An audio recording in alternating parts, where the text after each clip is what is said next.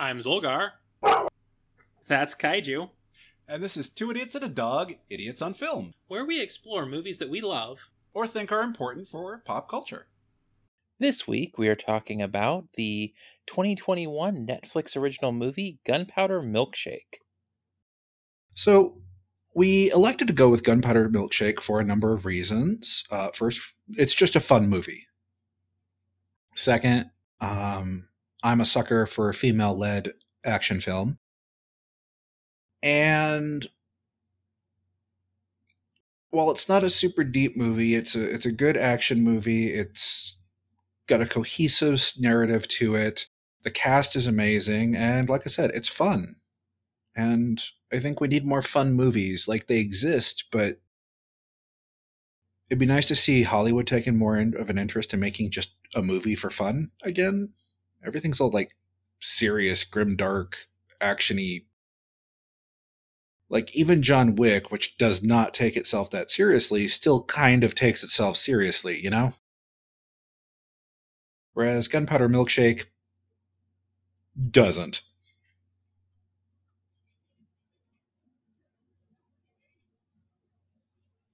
But really, does it actually take itself any less seriously than, say, John Wick does? It does, in my opinion, anyway. Because John Wick still has that very ultra-serious start to the movie, right? Like, dead wife, puppy, dead puppy. That's some heavy shit. But, I mean, okay, this one, we've got girl orphaned by her mom after she sees her mom kill a whole bunch of people, and then ends up orphaning a little girl early on in the movie. I think it's a matter of presentation. And realistically, the only presentation difference between this movie and one like John Wick is this one's brighter. It's not all, black and gray and dark blue. It's colorful. Yeah. So I don't think it actually takes itself any less seriously. We just have this mentality that dark palette equals serious, bright palette equals not serious. Well, there's also the dialogue, though. Like, John Wick's got a few moments of levity, but Gunpowder Milkshake really seemed to have a lot more snappy dialogue, you know what I mean? I don't know, it just... I mean, it's a matter of perspective and opinion in this instance, I think. And I think it's totally okay for us to disagree on that. Especially because at the end of the day, they're both enjoyable films, right? No. They're the worst movies ever. Why do we watch them? They're terrible. Not as terrible as your face. So, yeah, I think they're both a good time. But I do believe the tones to be slightly different. Certainly the same genre of movie. They're both action movies. We're getting a little off topic, though, because the focus today is Gunpowder Milkshake, which certainly has some of those over-the-top moments. Not quite that over-the-top, but over the top. Does it? Well, I mean, there is the whole I have no arms but I must kill sequence. That was ridiculous. Okay, I will grant that was ridiculous. Driving with the kiddo. And Lena Heady vaulting over the receptionist desk in the library. Two-fisting guns. Come on. That was ridiculous. Also, minigun. Hey, there is nothing ridiculous about a minigun mounted on top of a Volkswagen minibus. Yes, there is. No, there's nothing. There's nothing wrong with that. There's nothing ridiculous with that. I didn't say it was wrong. I said it was ridiculous. It is perfectly normal and reasonable. Sure. Well, regardless of where we think this movie falls on the action comedy spectrum, one thing I think we can agree on is that the cast is amazing. The cast was okay. Now you're just being contrarian to be contrarian. No, I'm not. Yes, you are. Kaiju, Kaiju, I know you're out there. Bite him. I think she's outside romping or maybe laying on my bed. I don't think there's a single person in this movie who sucked. Even the little unnamed bit parts were pretty good. Including the actor Jonathan Faya? I'm probably butchering that, sorry. Who played the single greatest character in the film. Who's that? Nathan's fancy house thug. I mean, he didn't even have any lines, did he? No, he didn't. Actually, yes, he did. I think he's the one who says Girl Scouts. Yeah, Yeah. The someone at the door. It's Girl Scouts. Or something like that. Like, talk about unnamed character, though. But at least he's credited. I mean, Sledgehammer Guy isn't even credited. I know. He was great, too. So if you haven't seen the movie, there's a sequence where they have a fight in the library. It's them versus a whole bunch of thugs. And this one thug, towering guy, shows up with a sledgehammer. And manages to have like an entire conversation with the two characters he's fighting without a single line of dialogue. It's all body language and facial expression. It was great. And he's not even credited, and that's a crime, because he was amazing. But we've got our main cast. So we've got Karen Gillan as Sam, Lena Heady as Scarlett, her mom. And that is her last name, her mom. Yes. Scarlett, her mom. Totally.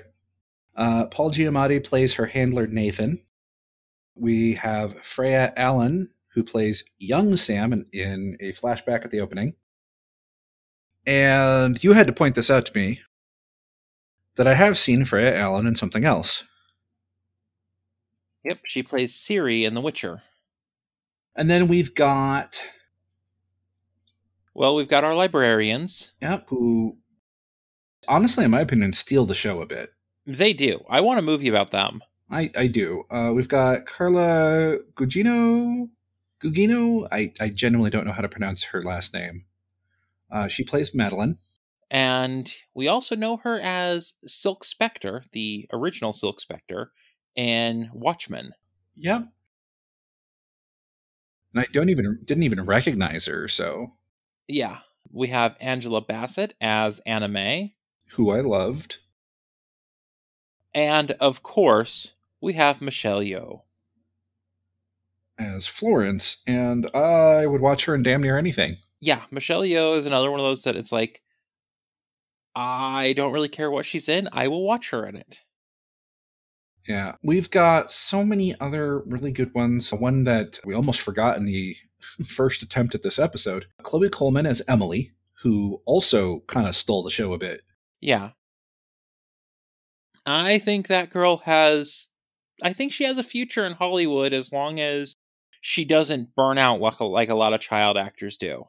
Because she was also really fun in the honestly absolutely terrible movie My Spy with Dave Bautista. But was it fun terrible? Oh, yes. It was... I still need to see that one. Yeah, it's worth watching. Just remember it's a movie about a guy training a kid to be a spy. So... All right. We have a plethora of supporting characters and bad guys here. We've got who Sam refers to as the Boneheads, Nathan's enforcers. Who actually do have names. Crow, Yeah. Shocker, and Yankee. Even though I don't think we ever get those names. The Doctor even has a name, although I don't think we ever get his name either. Dr. Ricky. Nope. Oh, Ricky, you're so fine. You stopped that right now. The nurse is unnamed. She's just listed as nurse, but she was also really good.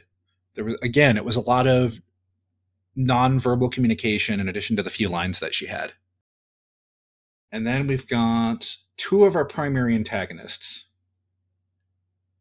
Jim McAllister, the crime boss, whose son Sam kills at the beginning of the movie, and his nephew Virgil, who I love as a character.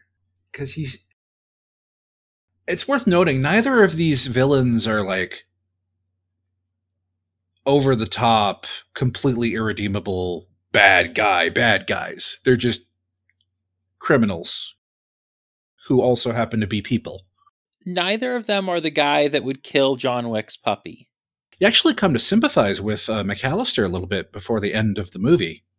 Yeah, Ralph Ineson plays him remarkably well. There's that whole scene in the final scene of the diner where he's sitting there talking about how, Basically, he says that, he opens it up with a line that it's like you think it's going to go somewhere really, really bad. He says, "I've always considered myself a feminist," but then he's like, "When my first daughter was born, I was over the moon." And, starts going on about everything he did for his first daughter and his 3 additional daughters. So he's got 4 daughters, and how he loves them, but he just doesn't understand them. And how it was different when he finally had a son. That, yeah, they understood each other. And that by killing him, Sam made him a stranger in his own home. Yeah, and he's even very pragmatic and self-aware about it, too. He gives a whole spiel about how, I understand that for you it wasn't personal, it was just a job, wrong place, wrong time. None of that matters. Yeah, the only place where he really crosses a line, because he does not threaten any punishment on it that would not also be threatened to a male assassin. Yeah. The only place he crosses the line is when he says he's going to make Emily watch what he does to her. Yeah. And really involving the kid is over the top, in my opinion. Which the movie seems to agree with based on what goes down shortly after that. In addition to, of course, trying to kill Sam and having all these people who care about Sam and don't want her to be, tortured to death. And then we've got the nephew Virgil, who is played by Adam Nagaitis. I am butchering that, probably. I apologize. You'd think by now we would learn to look these names up ahead of time, but we are, after all, just a couple of idiots. Yeah, and Kaiju can't talk, so... I bet Kaiju knows how to pronounce it, but again, dog. If you ask Kaiju, it's pronounced bark. Occasionally it is pronounced bork. And sometimes woof. But mostly bark and bork. And Virgil is another one of those that you expect him to be... Well, honestly, you expect him to be the guy that would kill John Wick's puppy. But even he isn't. He is still a professional. I mean, the most bad guy moment he gets is he does the whole, if you come out now, I'll shoot you and kill it, make it quick. And even that's kind of just his idea of doing them a kindness, because he knows what Jim's going to do to them. Yeah, that is honestly a professional courtesy more than anything else. And yes, I do firmly believe that in a world of assassins, that saying, hey, if you just make this easy, I will end it quick, I believe that is a professional courtesy. Yeah. Oh, I agree completely. And he does take out a major character. And nothing in that fight was unnecessarily cruel or brutal. Yeah. They exchange some gunfire. His opponent gets tagged in the heart, but is still ready to go. They both basically run out of ammo. They go hand to hand with, she has a tomahawk, he has brass knuckles. And when she's ultimately defeated, he doesn't even coup de grace her. He completes his objective and leaves. Yeah. So many movies, we would see him, like, beating her to death with the brass knuckles, or, taking her own tomahawk to her. Yeah. Or something like that. Or reloading and just shooting her in the head offhandedly. No, he let her die with a little bit of dignity. So, again, I really like it because at the end of the day, all of the villainous moments are, with the exception of Jim, mostly business decisions. Like, the firm just takes a look at it and goes, okay, we need to placate McAllister, and honestly, at this point, Sam is off the rails. Send the order. She's no longer under our protection, type of thing. That's a purely business decision. And in all honesty, to a certain extent, even Jim McAllister's actions are a business decision. It's also personal for him. But when you're in that kind of business, you can't let someone get away with killing someone close to you. Oh, absolutely not. I liked Jim's personal moments, though. Like, they weren't the over-the-top, frothing, you killed my son moments. He is very understanding and aware of the business he's in and the risks that come with it. Yeah, and the fact that it's just this very when he finds out his son is dead, it's just a very casual, don't tell his mother. He ran off with a girl or something. Yeah. And the most intensely personal part of that whole scene, in my opinion, was him going, where's his other shoe? Yeah. Well, what other shoe? The shoe that is not on his foot like the other one. Yeah, and there are so many movies where he or the bad guy would have, like, flown into a rage about it and killed someone over that or something like that. But no, it's just a very casual thing about this needs to be corrected, and it gets corrected and is done. Yeah, honestly, by what I can tell, Jim treats his goon squad pretty well, actually. Yeah. Like, he doesn't smack them around that we saw, kill them himself that we've seen, or order them to be killed. Well, look at the diner scene at the end. The fact that there are several goons there that survived one of the fights, that says something, because how many villains like him in a movie kill someone when they fail? Oh, yeah, which is pointless. I mean, that's the worst training program ever. You don't train people that way. You just dramatically bloat your hiring and costs. Yeah, because at the end of the day, yeah, the occasional taking someone out as an example, if they fucked up big time, that's one thing. Even Nathan, the handler, he's a bad guy, but he's not a bad guy. Thanks, Satan. Wrong movie. I mean, you pointed this out before. In movies like this, the handler either goes full turncoat or gets clipped immediately. And for Nathan, he is beholden to the firm. He has to do what the firm wants, what the firm orders, but he still cares about Sam, and he still thinks of her as his child in a way, and wants to do what he can to protect her, even though he knows he no longer can. The business decision to cut Sam loose is fueled by the fact that, honestly, she fucked up majorly twice in one night. And part of that fuck up was pissing off a major crime organization. And that first fuck up was, of course, the massacre at that hit, which honestly wasn't really her fault. That was bad intel. That was bad intel. But even when Nathan is pointing out that if she screws up the second job, which was to go retrieve money stolen from the firm, yeah, he gives her the usual threat, but it doesn't come across as a threat. It comes across as him being like, if you screw this up, I literally cannot stop them from killing you. Type of thing. Yeah.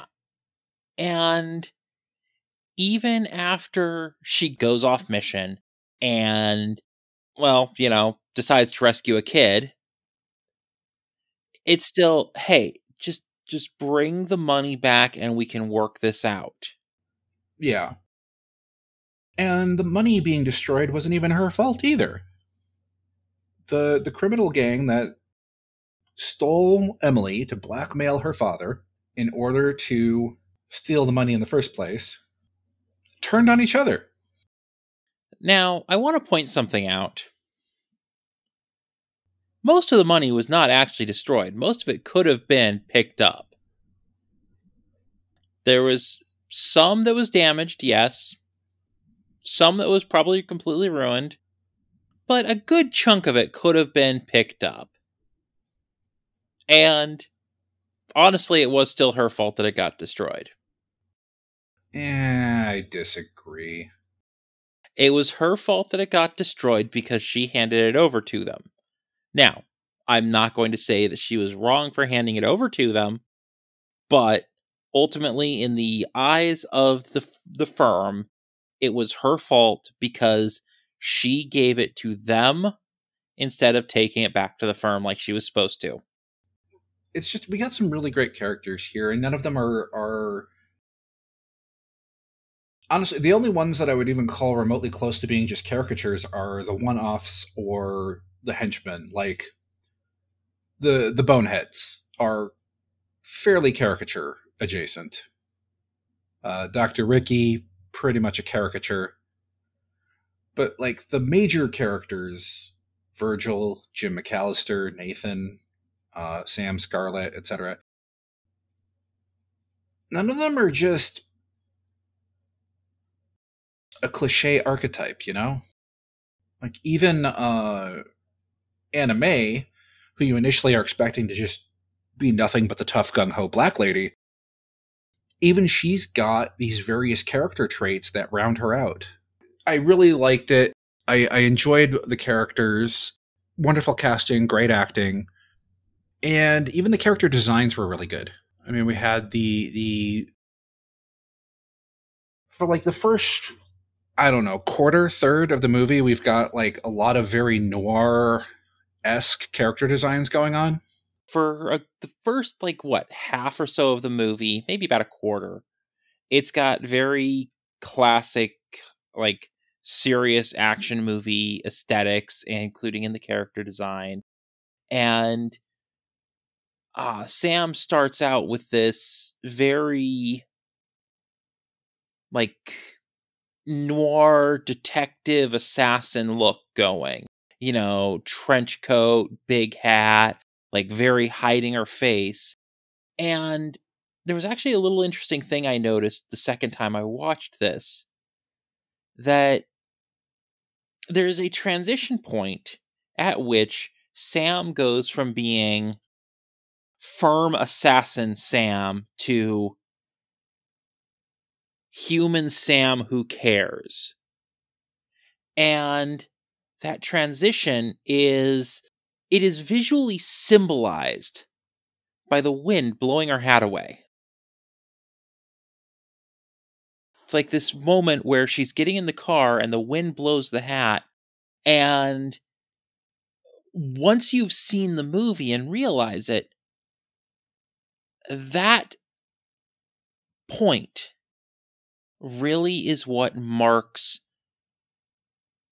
her change as a character and the overall direction shift of the film.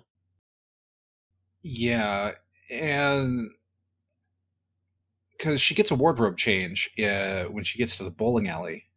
They make her change clothes and leave all of her weapons and stuff behind. And she ends up in this just brightly colored, kind of tacky bowling alley sports jacket. Which, of course, that isn't what she was told to wear. She was told to wear some god-awful t-shirt. She took the bowling alley jacket and wore it over the god-awful t-shirt. Yeah. And, like, there was clearly a lot of thought put into the character designs. Like, they were clearly supposed to be nondescript noir action. Until that moment. And that's also when we start running to some of the more outlandish character designs, like the kidnapper gangs who are all dressed in, like, one of them looked like he was a greaser, but he was wearing Dracula's mask. Like the leather jacket, the whole 9 yards. And that's where we start really watching some of the visuals go a little off the rails. Prior to that, the visuals had been mostly noir themed, right? I mean, even the shaft of light highlighting her eyes at the start of the movie, that is straight out of every classic noir film. Yeah. But they used color.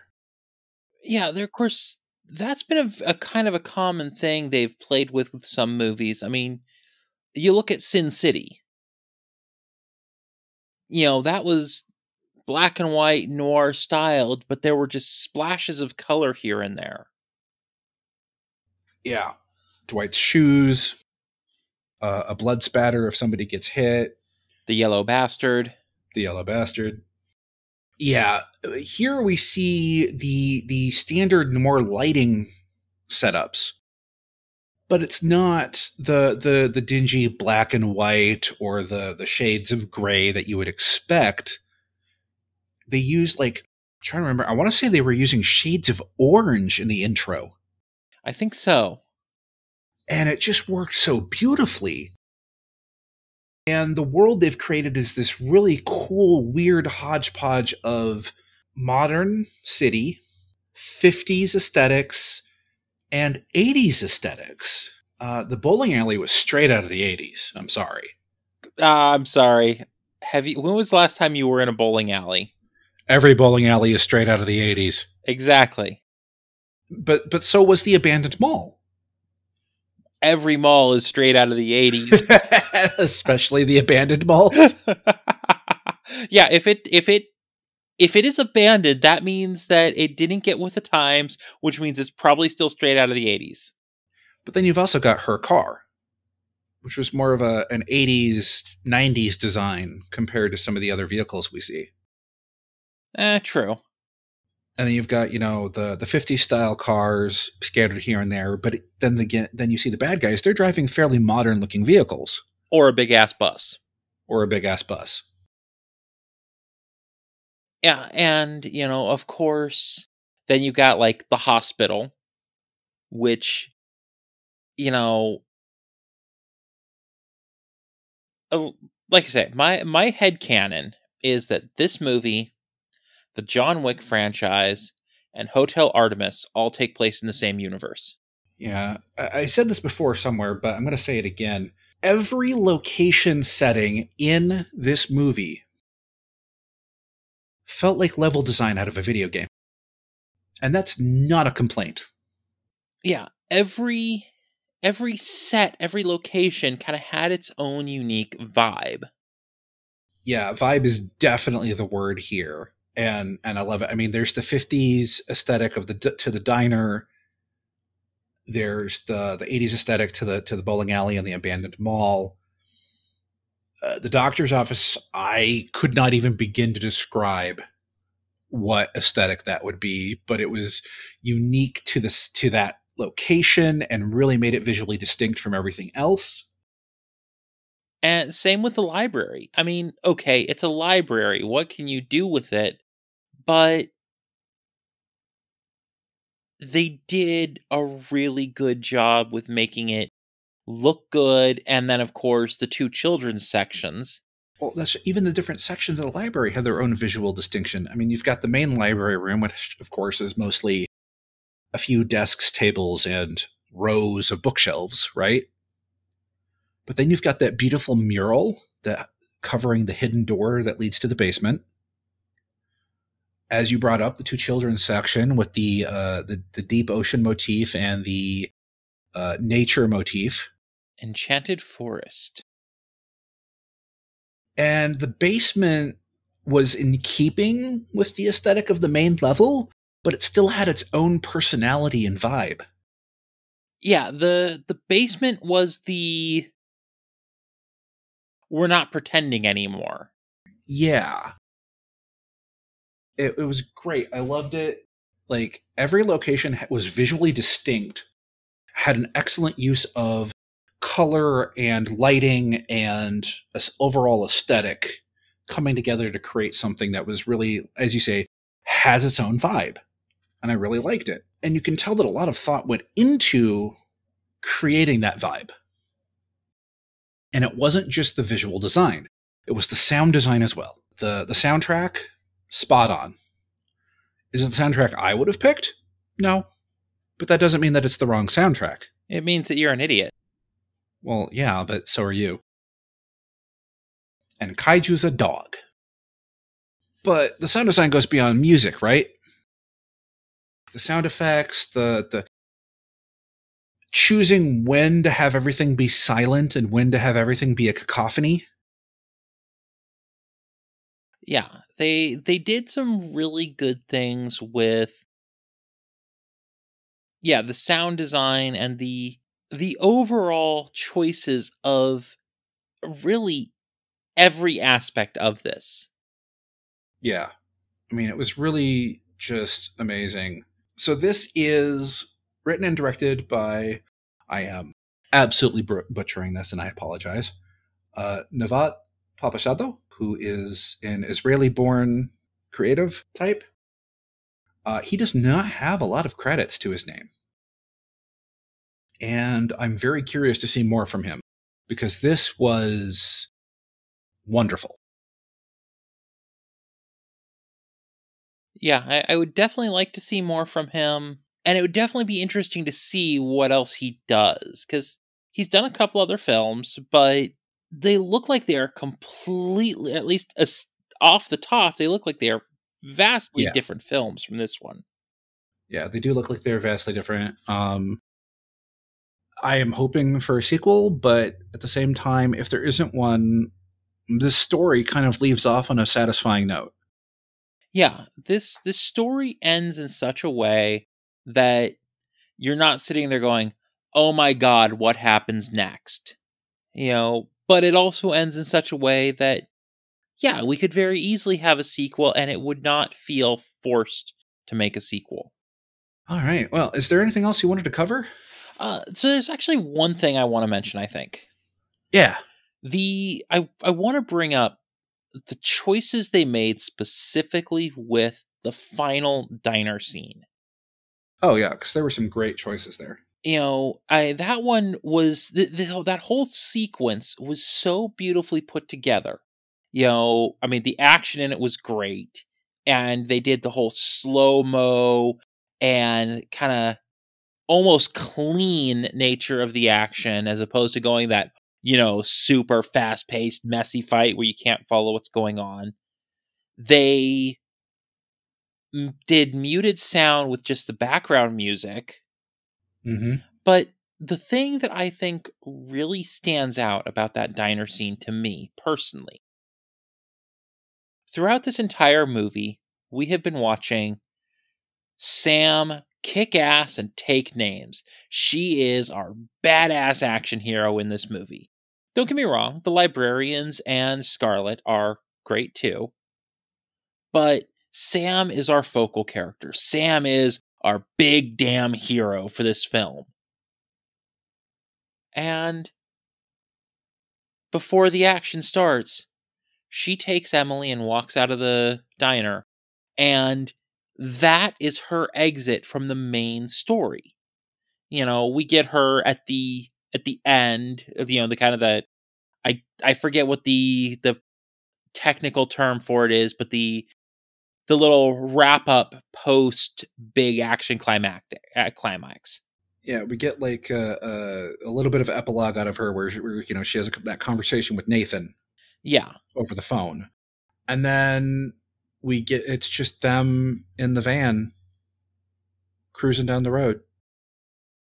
But so it's like it's definitely a choice to remove your action star from the action of the action of the finale. And it works beautifully. It really does. I think it was definitely the choice to make. And there's a couple of other choices now that I want to bring up now that you've mentioned that. One of them is what they've done with Emily. A lot of these movies, the child either has to kill someone or, it is a nuisance who's constantly in the way trying to help. And in this instance, she actually helps a couple of times, not in a direct kill people way, but like when Sam needs help, she tells her exactly what she needs her to do, and she's able to do it, and then she gets out of the way of the action. And every time it looks like we're going to veer towards Emily killing someone, the movie veers sharply away. I appreciate that, because even though, okay, that kid's gonna have some fucked up trauma to deal with. Absolutely. Therapy forever. But they didn't give her the trauma they usually would give a kid in a movie like this. And we're set up to kind of expect that she is possibly gonna become an assassin herself. Yeah. But it's also heavily intimated that is going to be well down the road. Whereas a lot of these other movies are like, and you're an assassin now. Yeah. Kill someone right now. Yeah, whereas both Sam and Scarlett, they're not going to want that for her. Yeah. And I really like the final dynamic is where we've got Sam, who's not really quite in that mom spot so much as big sister. Yeah. And of course, the librarians are the aunties. Yeah. And Scarlett kind of probably takes over the role of mom there a little bit. But, that's supposition. We don't actually see that. Yeah. And all told, it's a great movie. I loved it. Is it a deep, complex, complicated movie? Oh, hell no. Is it a fun movie? Hell yes. And remember, you were only spared by the mercy of an 8-year-old girl. 8 3/4. Sorry, 8 3/4.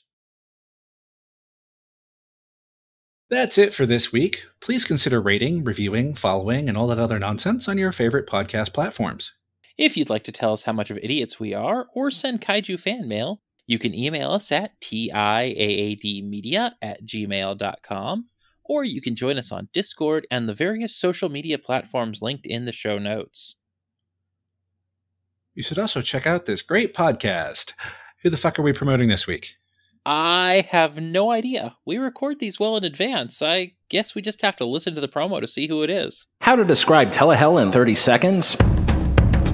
When I was alive, I stole cable. The electric shock from the cable box killed me. Now I'm stuck in hell reviewing the worst and the dumbest TV shows and moments of all time. And I'm gonna keep reviewing those shows until I find the one program that checks off all of Dante's 9 circles of hell. Limbo, lust, gluttony, greed, wrath, heresy, violence, fraud, treachery.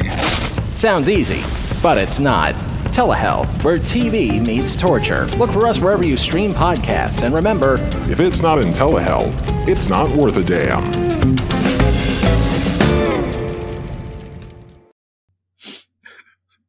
That was the greatest promo I've ever heard. It moved me to tears. I suppose it was okay, but I already forgot who it was for. I guess we have to go check the show notes now. We'd also like to give a quick thank you to our supporters on Patreon and Ko-fi. Especially these idiots. Random Warrior, Rain, and the perpetually banned Athen Mortis. You know what you did. Thank you. We couldn't do it without you. Or at least it wouldn't be as much fun. If you like what we do, please consider supporting us on Patreon or Ko-fi. You can get access to episodes of Week Early, shoutouts in our episodes, and special behind-the-scenes bonus content. Also, we won't put commercials in our Patreon episodes. You can find us at patreon.com/TIAAD media and ko-fi.com/TIAAD media. Those links are in our show notes as well. And of course, thank you for listening to Two Idiots and a Dog.